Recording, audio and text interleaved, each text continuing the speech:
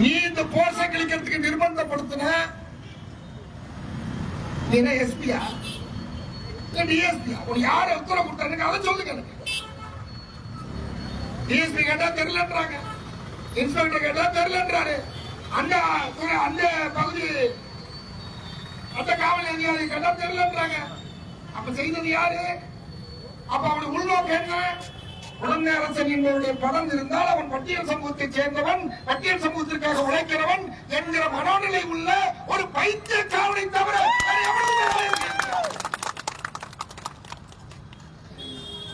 நாங்க பைத்தியத்துக்கெல்லாம் பதில் சொல்றதுக்காக இங்க இல்ல. ஜனநாயக முறைப்படி அது தவறு என்பதை சுட்டிக்காட்டுவதற்காக இந்த போராட்டத்தை நடத்தி கொண்டிருக்கிறோம்.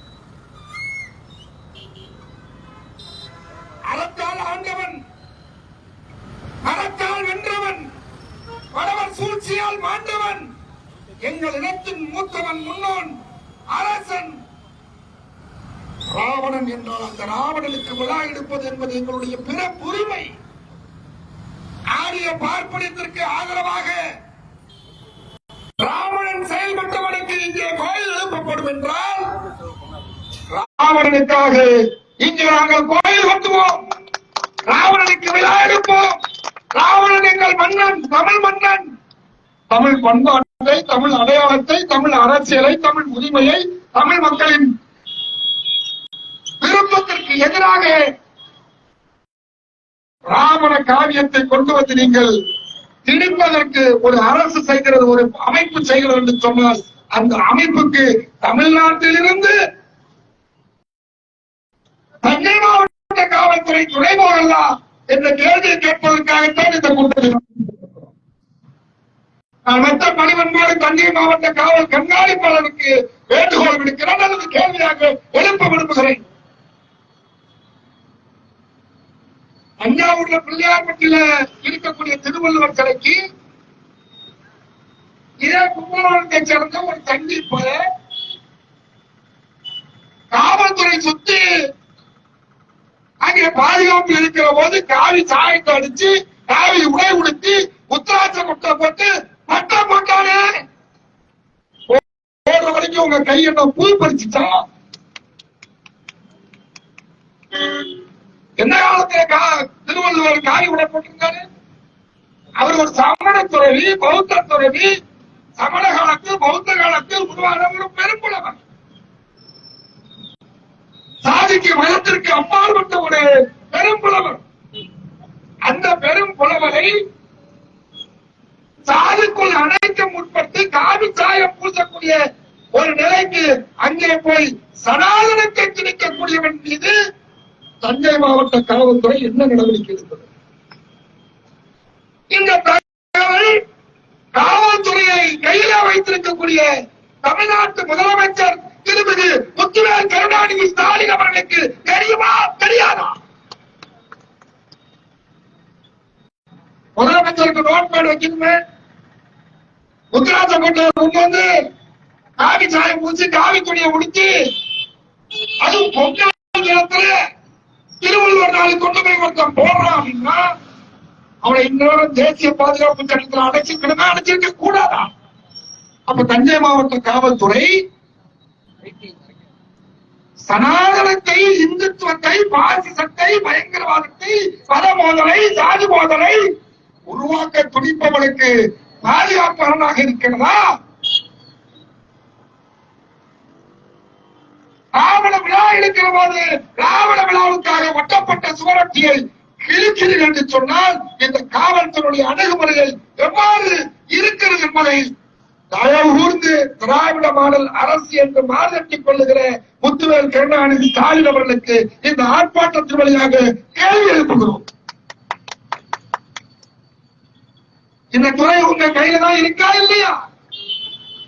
இந்த துறைக்கு அமைச்சர், முதலமைச்சர் நீங்க தானா இல்லையா? உள்துறை செயலாளர் என்ன செய்கிறார்? டிஜிபி என்ன செய்கிறார்? டிஐஜி என்ன செய்கிறார்? ஐஜி என்ன செய்கிறார்? சட்ட ஒழுங்கு சம்பந்தமாக கூடுதல் டிஜிபி என்ன செய்கிறார்? இந்த கேள்வி நாங்க கேட்போம் வேணாமா? ராவண விழாவுக்காக ஒட்டப்பட்ட சுவரொட்டி கிழிக்கப்படுகிறது, அதன் காவி சாவிய பூசவன் வெளியில சுதந்திரமாக சுத்திக் கொண்டிருக்கான் சொன்னால் இதுதான் உங்கள் லட்சணமா என்று கேட்பதற்காகத்தான் இந்த ஆர்ப்பாட்டத்தை நாங்கள் நடத்திக்கின்றோம். போடுறான், சனாதன திருவள்ளுவர் போடுறான், சனாதன பொங்கல் போடுறான், அம்பேத்கர் அப்படித்தான் எழுதுகிறான். அயோக்கியர்கள் மீது நடவடிக்கை எடுப்பதற்கு துணிச்சல் இல்லையா, திராணி இல்லையா? ஒரு நாள் காவலத்தை லீவ் போட்டுங்க, ஒரே ஒரு நாள் காவலத்தை லீவ் போட்டுங்க, நாங்க பாத்துக்கிறோம். நீங்க அவனா நானா நாங்க பாத்துக்கிறோம். ஒரு நாள் 24 மணி நேரம் கூட வேண்டாம், 12 மணி நேரம் காவலத்தை முடிட்டு ஒரு நாள் அயோத்திக்கு லீவ் விட்டு முட்டா பசங்க அயோத்தியில் ராமர் கோயில் திறக்கிறதுக்கு ஆஸ்பத்திரியை மூடி வைக்கிறாங்க. அரை நாள் ஆஸ்பத்திரியை மூடி வைக்கிறாங்க. காவல் நிலையம், தீயணைப்புத்துறை, மருத்துவத்துறை, இது மாதிரி அத்தியாவசிய துறையில அதுக்கு லீவே கிடையாது. மாவட்ட ஆட்சியர்களே லீவு கிடையாது, எஸ்பிக்கு லீவு கிடையாது. மேலதிகாரத்தை சொல்லி இன்சார்ஜ போட்டு அடுத்து போகணும். கேம்ப் இருக்கு, அவர் எங்க இருந்தாலும் அங்க அவர் அதிகாரி தான். ஆனா ராமர் கோயில் திறப்பதற்காக அரை நாள் டெல்லியில் இருக்கக்கூடிய எய்ம்ஸ் மருத்துவமனையை விழுப்புல விட்டாங்கன்னா இவ்வளவு மோசமான முட்டாள்களுக்கு ஆதரவாக இருக்கக்கூடிய அரசா என்று கேள்வியை நாங்கள் தமிழ்நாடு அரசுக்கு கேட்க இருக்கிறோம்.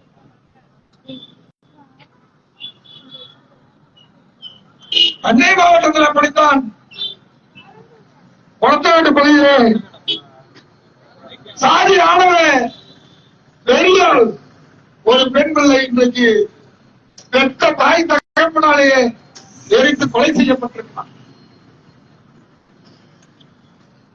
தமிழ்நாடு முழுவதும் தொடர்ந்து நடந்துகிட்டே இருக்கு. அதாவது அந்தந்த உயிரினம் உரிய நேரத்தில் ஒரு ஆண் உரிய நேரத்தில் அவன் தனக்கான துணையை தேட செய்வான். ஒரு பெண் பூ பெய்து தனக்கான துணையை தேட தொடங்குவான். எந்த இனமா இருந்தாலும் எந்த உயிரினமா இருந்தாலும் சரி,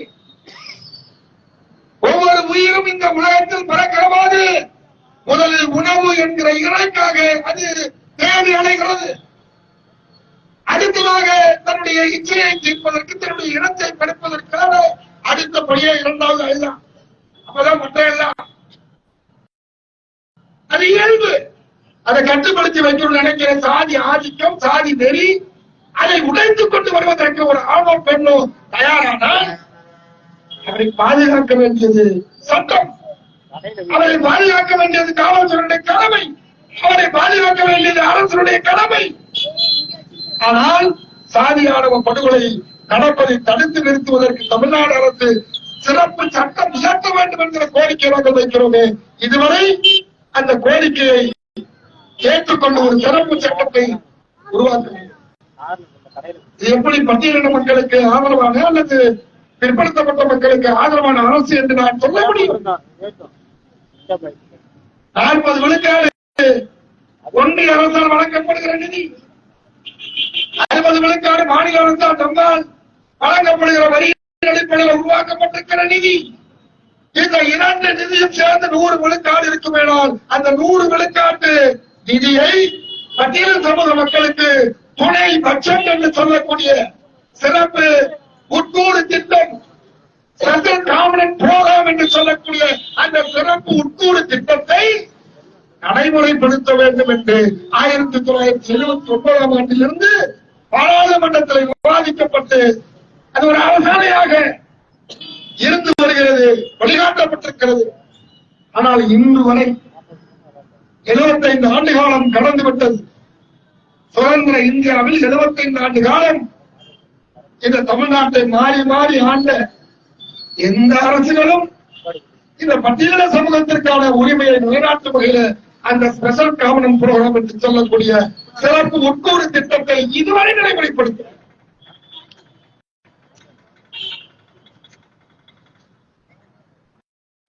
உயர்கல்வியை படிக்க வேண்டும் என்று விரும்புகிறவர்கள், அயல்நாடு சென்று படிக்க வேண்டும் என்று விரும்புகிறவர்கள், அந்த மாணாக்கர்கள் அவர்களுக்காக இந்த நிதியிலிருந்து எடுத்து தந்து படிக்க அனுப்பணும்.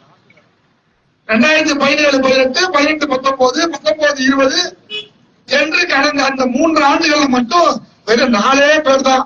எது திராவிட முன்னேற்ற கழகத்துடைய அரசு ஆட்சி பொறுப்புக்கு 2021 வருவதற்கு முன்னதாக எடப்பாடி தலைமையில் இருந்த அரசு, இறந்து அம்மையார் ஜெயலலிதாவுடைய தலைமையில் இருந்த அரசு, இவை யாவும் அதற்கான பட்டியலே மிகப்பெரிய அளவில் யாரையும் அனுப்பி படிக்க வைக்கல. மாறாக அந்த 3 ஆண்டு மட்டும் 4 பேருக்கு மட்டும்தான் அனுமதி அளித்திருக்கிறார். இப்ப நான் கேட்கட்டுமா, விளையாட்டுத்துறை அமைச்சர் திருமிகு உதயநிதி ஸ்டாலின் அவர்களே, ஒன்றிய அரசை பார்த்து, அம்மையாரை பார்த்து, நிதியமைச்சரை பார்த்து நீங்கள் கேட்டு வரவேற்கிறேன். அது நியாயமானது. உங்க அப்பா விட்டு சொத்தான்னு கேட்டீங்க, நியாயம், நான் வரவேற்கிறேன். ஆனால் இன்னொரு கேள்வி நாங்கள் கேட்க நேரிடுகிறது. உங்க அப்பா விட்டு சொத்தா, உங்க அப்பா விட்டு சொத்தா, முத்துராஜ் விட்டு சொத்தா, கருணாநிதி விட்டு சொத்தா, இல்ல சாய் விட்டு சொத்தா? 4 பேருக்கு மேல ஏன் அனுப்ப முடியல? நான் சொல்லல. முன்னாள் நிதியமைச்சராக இருந்த பிடிஆர் பழனிவேல்ராஜன் அவர்கள் நிதியமைச்சராக இருந்த போது சட்டமன்றத்தில் பேசியது. அரசு 4 பேர் தான் அமிச்சாங்க. நீங்க என்ன பண்ணீங்க? உங்களால ஏன் முடியல? இன்னும் சொல்ல போனால் வன்கொடுமை. நாம நினைக்கிறோம் ராமனுக்கு 2000 கோடி ரூபாய் செலவு செய்து கோயில் கட்டி அங்க ஒரு முட்டாள் கும்பல் குறைந்து கொண்டாங்க. ராமனை வணங்கினோட திட்டல, வெறுக்கல. ஆனா ராமன் பெயரில் அரசியல் செய்யும் பாசிச இந்துத்துவ சனாதன சங்கி பரிவார கும்பலை நாங்கள் உண்மையாக கண்டிக்கிறோம். ராமனை வழிபடக்கூடியவர்களை நாங்கள் கொச்சைப்படுத்தவில்லை. ராமனை ஏற்றுக்கொண்டவர்களை நாங்கள் நிராகரிக்கவில்லை. இந்துக்களாக இருக்கக்கூடியவர்கள், ஒரு இந்துவாக இருப்பவன் மாதா கோயிலை பார்த்தா மாதாவே வணங்கிட்டு போவான், பள்ளிவாசல் பார்த்தா பள்ளிவாசல் பார்த்து விரைய பார்த்து கும்பிட்டு போவான், அல்லா அப்படின்னு போவான். அல்லது அவனுக்கு வழிவரத்துல எல்லா சாமியும் கும்பிடுவான். அதான் ஒரு இந்து. ஏன்னா ஒரு இந்து ராமனையும் கும்பிடுவான், கிருஷ்ணனையும் கும்பிடுவான், முருகனையும் கும்பிடுவான், சிவனையும் கும்பிடுவான், பெருமானையும் கும்பிடுவான், எல்லாரையும் கும்பிடுவான். நாய், நரி, பன்னி, பாம்பு, பள்ளி எல்லாவற்றையும் கும்பிடுகிற ஒரே ஒருவன் இந்து என்றால் அந்த இந்து எல்லாரையும் வணங்கிட்டு போவான், எல்லாரையும் நேசிப்பான். பாம்பு, பள்ளி, பன்றியை நேசிக்கக்கூடிய இந்துவாக இருப்பவன் ஒரு இஸ்லாத்தை சேர்ந்த பாயை எப்படி வெறுப்பான்? ஒரு கிறிஸ்துவ மதத்தை சேர்ந்த ஒரு கிறிஸ்துவனை எப்படி வெறுப்பான்? ஆனால் அதில் வெறுப்பை திணிக்கிற அரசியலை, வெறுப்பை திணிக்கிற அந்த பாசிசத்தை தான் நாங்கள் இருக்கிறோம். அப்படி என்றால் ராமனுக்கு விழா எடுப்பதை அவர்கள் சிறப்பாக கொண்டாடி கொண்டிருக்கிறார்கள் என்றால் அதே வேளையில் ராவணனுக்கு விழா எடுக்க வேண்டும் என்று தமிழர்கள் நாங்கள் எண்ணுவதிலே என்ன குறை இருக்கிறது? ஆகையால் நாங்கள் அந்த விழாவை மேற்கொண்டோம். இன்னும் சொல்ல போனா கடந்த 22ஆம் தேதி ராமர் விழா நடந்த போது ராமர் வேண்டாம் முதல் இடத்தில் வந்திருக்கலாம். இதுவரை ராமனை பற்றி பேசாத இந்த தேசத்தில் 50 இலட்சம் பெண்கள் இருந்தது என்றால் அது விடுதலை தமிழ் புலிகள் கட்சியும் பல திருமுருகன் காட்சி குழந்தை அரசன் கடிப்பவர்கள் இணைந்து உருவாக்கிய அந்த நிகழ்ச்சி இந்தியாவில் 50 லட்சம் பெண்கள் இருந்தது. 2000 வருஷமா பேசப்பட்ட ராவணன் முதலிடத்தில் இருக்கிறான்.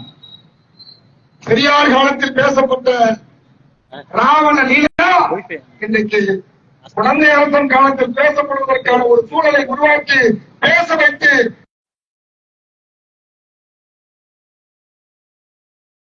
அனைத்து மொழிகளிலும் ராவண விழாவை பற்றி நாங்கள் பேசினோம். உலகம் முழுவதும் அது பேசப்பட்ட செய்தியாக மாறியது.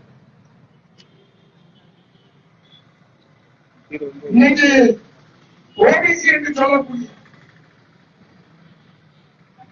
பிற்படுத்தப்பட்ட சமூகத்தை சேர்ந்தவர்களை, எஸ்சி என்று சொல்லக்கூடிய பட்டியலிடப்பட்ட பழங்குடியின சமூகத்தை சேர்ந்தவர்களுக்கான இடஒதுக்கீட்டு கொள்கை முறையில் யூஜிசி என்று சொல்லக்கூடிய இந்திய ஒருங்கிணைந்த பல்கலைக்கழகங்களின் அந்த கமிஷன் கமிட்டி இன்றைக்கு பட்டியலிடப்பட்ட பழங்குடியினர் மற்றும் பிற்படுத்தப்பட்ட சமூகத்தைச் சேர்ந்த அதர் பேக்வர்ட் கம்யூனிட்டி ஓபிசி என்று சொல்லக்கூடிய இந்த 3 பிரிவை சேர்ந்தவர்கள் படிப்பிலோ அல்லது வேலை வாய்ப்பிலோ அவருக்கான இடம் நிரப்பப்படாமல் இருக்குமானால் அந்த இடத்தை பார்வார்டு காசு என்று சொல்லக்கூடிய முற்பட்ட சமூகத்தைச் சேர்ந்தவர்கள் வழியாக நிரப்பிக் கொள்ளலாம் என்று அரசு ஆணைப்படுத்தது. ராமன் சமூகன் தலையை விட்டுக் கொண்டான். சமூகன் மரத்திலே தலைகீழாக தொங்கியபடி அவன் வேண்டி நின்றான். ராமன் சமூகனை பார்க்கிறான்.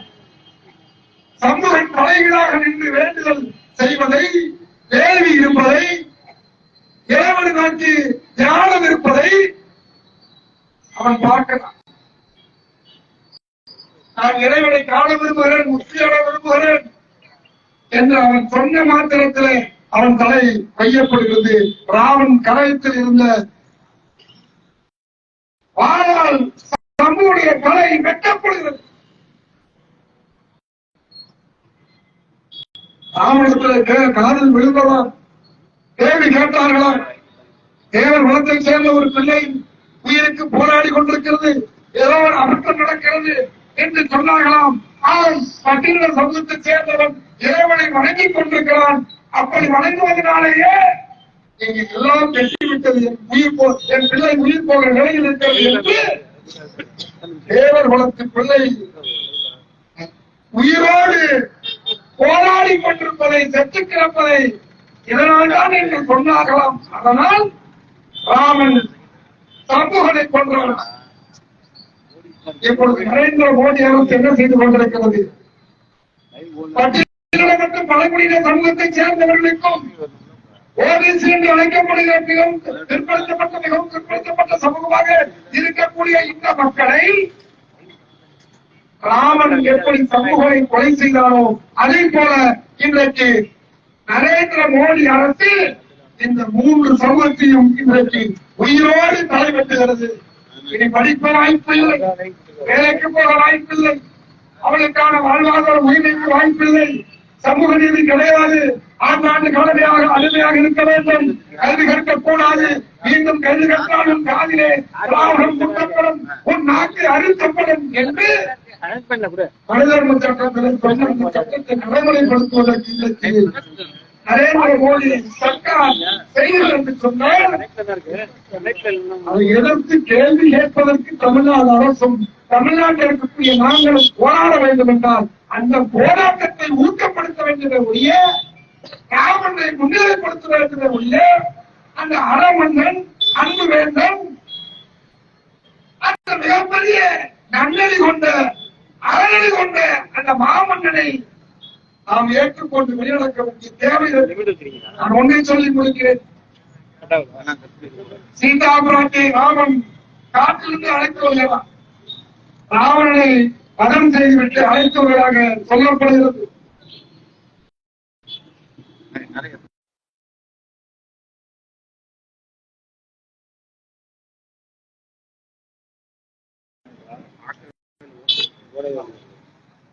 அசனவனுக்கு வேந்தராக இருக்கிறார் என்று சொல்லப்படுகிறது. மிகப்பெரிய அறிவாளி என்று சொல்லப்படுகிறது. நன்னறி கொண்டவன் என்று சொல்லப்படுகிறது. அறநெறி போற்றக்கூடியவன் என்று சொல்லப்படுகிறது. கம்பன் எழுதியதும் அப்படித்தான் சொல்லுகிறது. 300க்கும் மேற்பட்ட இந்தியாவில் இருக்கக்கூடிய அத்தனை ராமாயணங்களும் அதைத்தான் சொல்லுகிறது. இன்னும் கூட சொல்ல போன புத்தகாலத்தில் இருந்த ராமாயணத்தில் ராமனுக்கு சீதை தங்கச்சியாக பாத்திரம் படைக்கப்பட்டிருக்கிறது.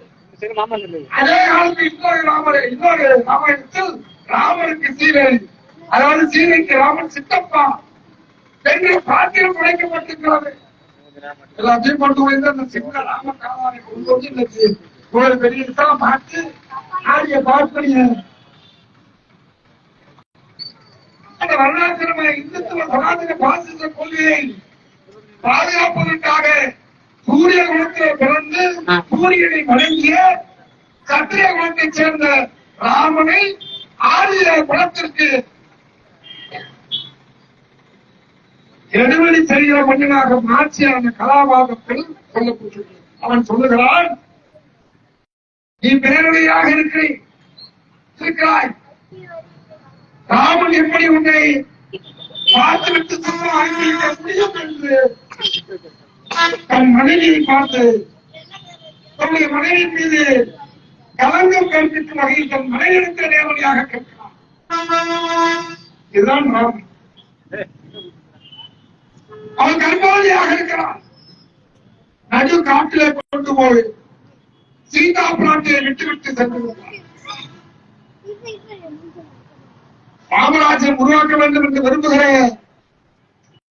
இந்துத்துவ சனாதன கும்பலுடைய இந்த ஆட்சி இப்பொழுது தொடங்கியிருக்கிறது. அந்த தொடக்கத்தை மீண்டும் அந்த இடத்திற்கு வருவதற்கு துடிக்கிறார்கள். அவருடைய நடைமுறைகளை பாருங்க. இன்னைக்கு சமூக நீதி எப்படி கொண்டு போச்சு. மணிப்பூர்ல பெண்கள் நடக்க முடியல. பெண்களுடைய ஒரு பிறப்பிற்குள்ள போய் எப்படியா அந்த காணொலியை பார்த்திருப்பீங்க. யாராலும் ஏற்றுக்கொள்ள முடியாது என்று பலவழிக்கக்கூடிய ஒரு காணொலி, அறுவறுப்பானது, வெறுக்கக்கூடியது, வழக்கி வைக்கக்கூடியது, கண்டிக்கத்தக்கது. ஆனால் அந்த கண்டிக்கத்தக்க அந்த செயலை யார் செய்தார்கள்? ஜெய் ஸ்ரீராம் என்று சொன்னவன் செய்தார்.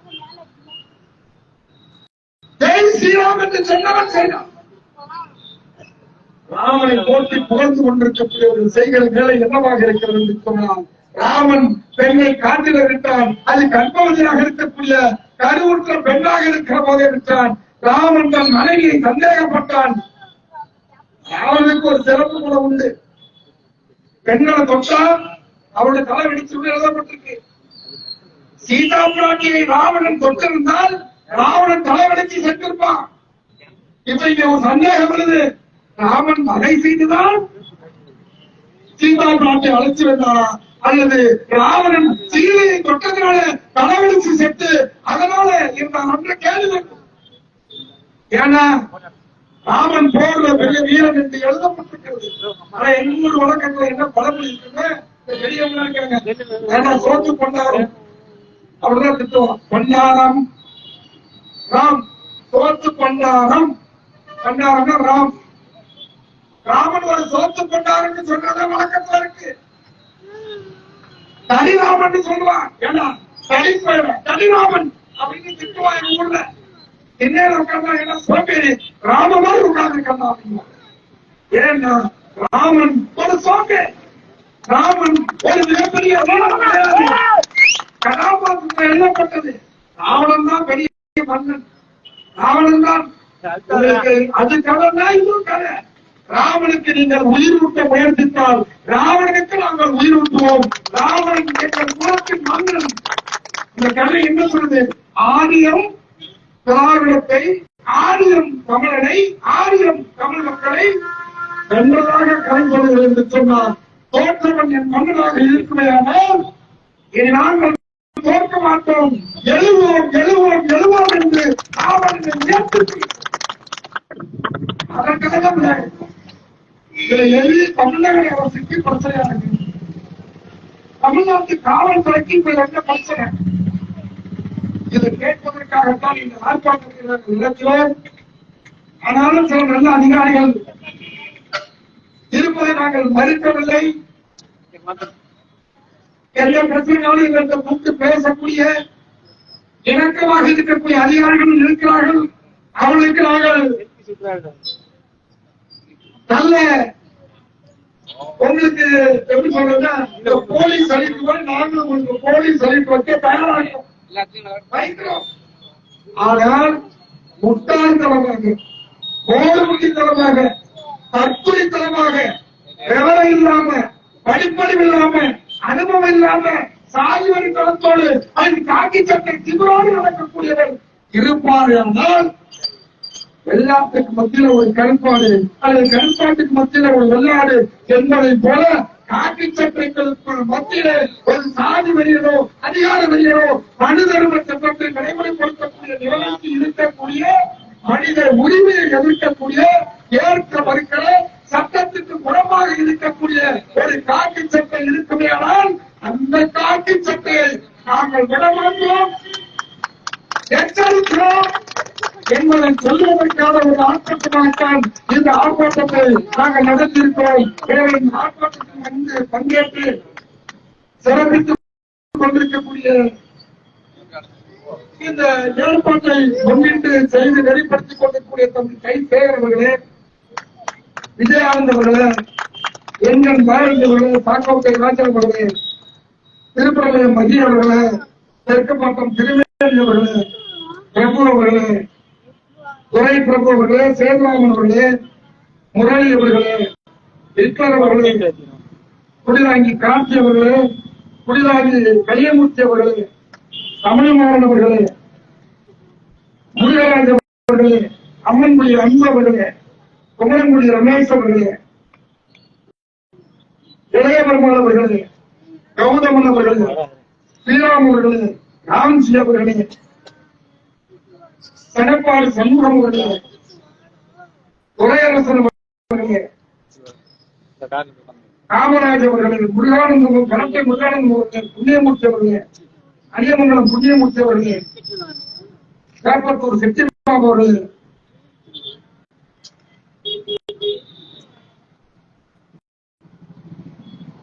பொன்னசமுத்திரம் காட்சி அவர்களே,